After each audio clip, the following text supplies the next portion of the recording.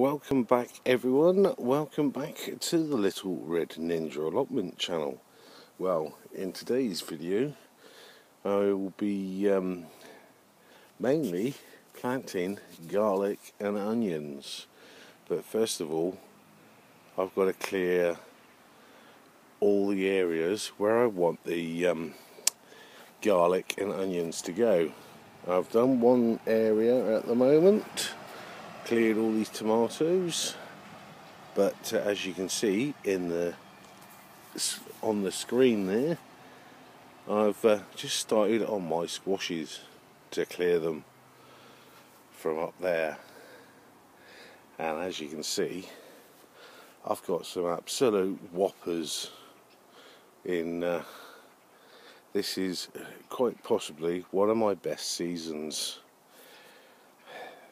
very close to one of my best seasons in squashes.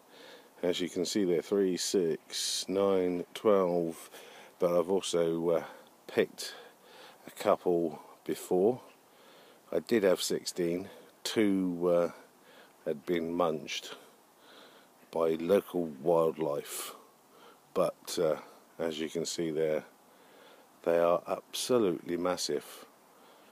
And as you can see, I tried to do a comparison of size. That's a decent sized spade, and as you can see, the end one, or the end two, are very big. So I think I've got plenty of squashes for the winter. There's plenty of meals for me and Little Ninja. Very, very good indeed. But I need to crack on and clear the rest of that area there and that area where the squashes were. So let's crack on, less talk, more action, get it done. The quicker I clear it, the quicker I can plant for overwintering onions and garlic. And the garlic, I still haven't decided what variety I'm going to grow yet, but I'll tell you that later in the video. Well, I've managed to clear that area there. I've got 2 compost bags full up with all the rubbish from the tomatoes, and I'm in the process of chopping them down, so they will go in my compost bin, which will do quite well. But I've also done this area, and you saw that earlier in the video, and it was quite a mess. So it's actually quite tidy now, ready for my onions, which I've got in total 150. And the variety of onion I'm putting in here is Autumn Champion. Never grown it before, so this is a first. So that's the one thing you'll find with me. I try and grow things I've never grown before to see what they're like, and if I like them, I carry on growing them. So yeah, just got to measure out the distance between each onion, and that is very crucial considering the amount of roots that onions produce, because you don't want to crowd them out. That is one big thing. You do not want to crowd out onions. Some people say you can multi-sow them. Some people say no. And I'm in the group that you can do both. But with these onions, I'm spacing them out individually. So let's crack on. With the area up there, I'm going to leave for the moment, because I reckon the onions I've got will be able to get into there. So that's fingers crossed. So let's get on and plant them. So be right back, and I'll show you how I space them. So let's crack on. Well, I've started planting, and I've started on my garlic and not the onions.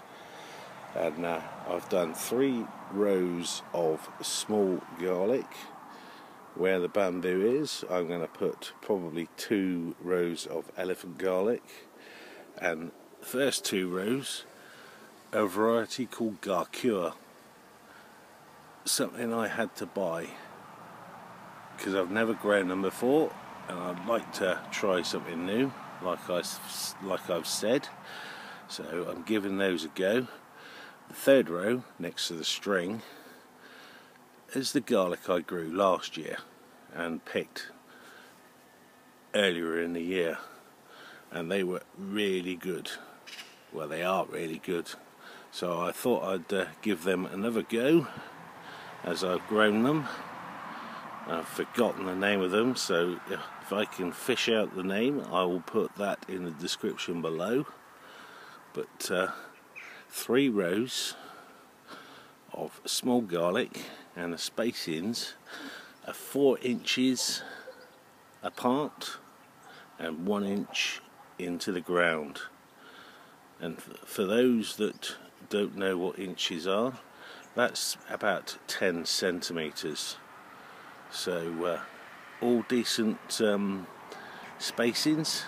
So all I need to do is finish off all this and stick the elephant garlic in, which are slightly bigger spacings, mainly because they're giant garlic, or elephant garlic as people know them. So let's crack on with finishing this bed, and then when I've done that I will water them in, but I will be watering in some super soil ingredient just to help with them, giving them a boost to start them off, and also to put the nutrients back in the soil. I have got nutrients in the soil already, but you can never have too little or too much. So let's crack on. Here we go with the garlic, elephant garlic, and the difference in depth and width is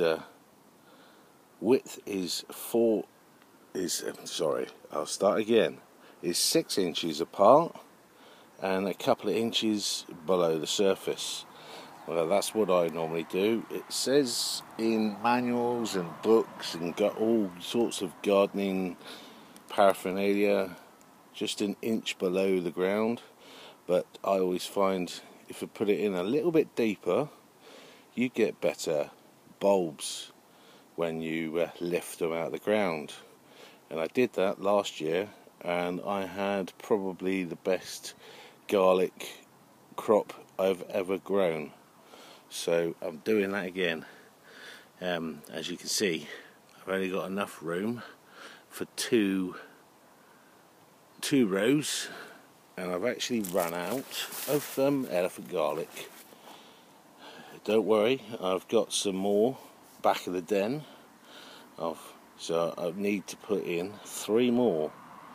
So that shouldn't take me too long. But this is the garlic bed all sorted now. All I could do is water it and let it do its own thing, and within probably 2 weeks I should have some shoots sticking their heads above the soil. So we'll come back in a couple of weeks to see if they are up. If not, start to worry. But let's crack on with the next bed, which is the onions. So let's crack on. I'll come back later on when I've finished this bit here with the garlic, but let's crack on with the onions, and I'll show you how I put them in the ground.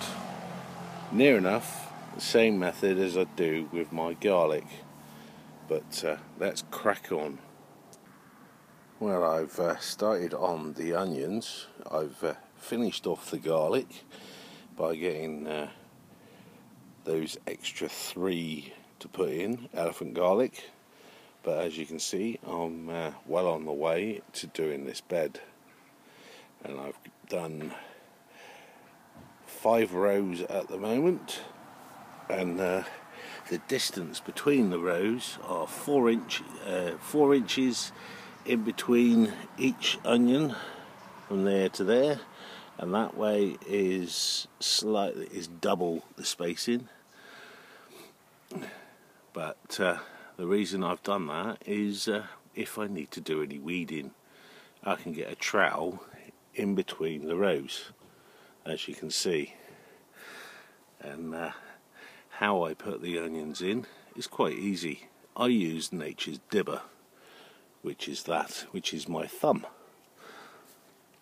Pretty easy.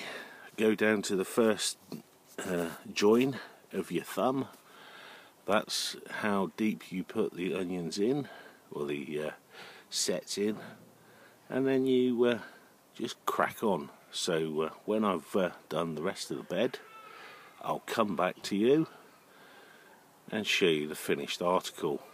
But if you're liking the video so far, please do smash that subscribe button and the notification bell, and also the like button, as well as the share button.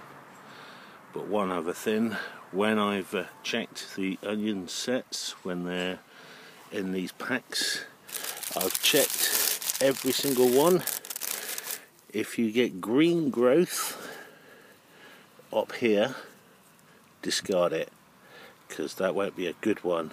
You want the onions, when they go in the ground, you want them dormant. So any green growth at the top or any root growth at the bottom, throw it away, because it won't produce a decent onion. And also give it a bit of a squeeze. If you give it a bit of a squeeze and it's all squidgy, chuck that as well.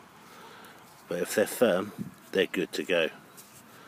And I've already done that, and I only chucked out 4 onions out of 150. So not bad at all. But let's crack on with the rest of this. So be right back. Well, all done. And in total, I've got 11 rows, and each row has 14 onion bulbs. More than I thought, 154 to be exact. And I've got some spare. So I didn't get 150, I actually got more onions. Brucey bonus. Thank you very much for the garden centre where I got the onions from.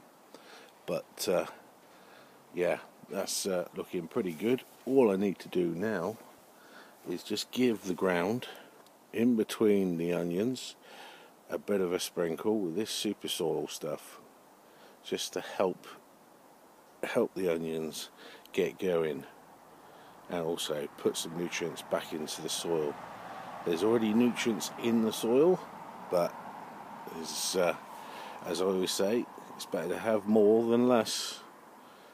But that is a job well done, and hopefully next year I'll get some decent onions, because this year was a bit of a hit and miss with my onions. I didn't do anything like I've done here. I just put them in the ground, and not really a great showing of onions this year. But this new variety that I'm trialling, hopefully will produce some, as they are a overwintering onion. They'll get a bit of growth, go dormant again, and then crack on early next year. So finishing for today, and in my next video will be mainly trying to sort out my polytunnel, but also, if I have a look around here, this comfrey needs a bit of a trim before it starts dying back, because I've seen on the TV some professional gardener that's quite popular does a different way, and the way he does it, it stinks. But I'll cut all that down in the next video, but mainly it would be clearing out my polytunnel. So until then, this is Paul signing off from the Little Red Ninja Allotment channel. Ooh, my parsnips are doing really well. Very lush. Yeah, like I was saying, this is Paul from the Little Red Ninja Allotment channel from quite a nice day today, finishing off, and I'll see you in the next video. Bye for now.